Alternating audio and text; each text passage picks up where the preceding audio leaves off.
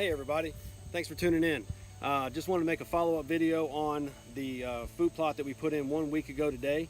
And to my right, you'll see the Big and Beastie, Frigid Forge Big and Beastie, and to my left, the Throw and Grow Crush.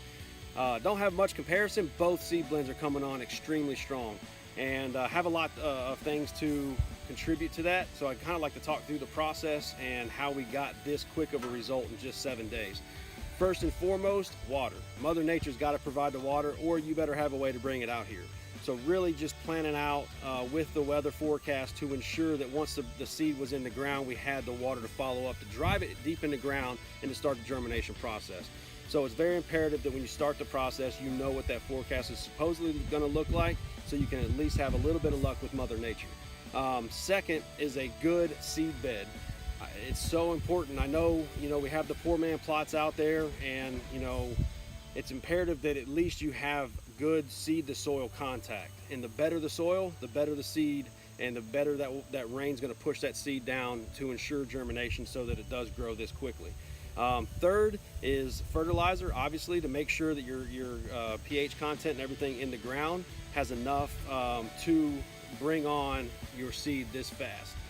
So we did all of that. We put everything together. We ensured that we had the water in the forecast, came out about 4 days earlier and turned this over to allow the foliage on top to get under, to get into the dirt and start the rot process to put the nitrogen in the ground. Came back on the 5th day and disc this again and drug it. It's very imperative that you drag, whenever you're going to disc, because it'll push that soil out, is that you drag it out. Because what will happen is when you make your turns, it'll put a big pool area at the end, and that's going to hold water. And if your ground is holding water, it's going to wind up drowning out your seed.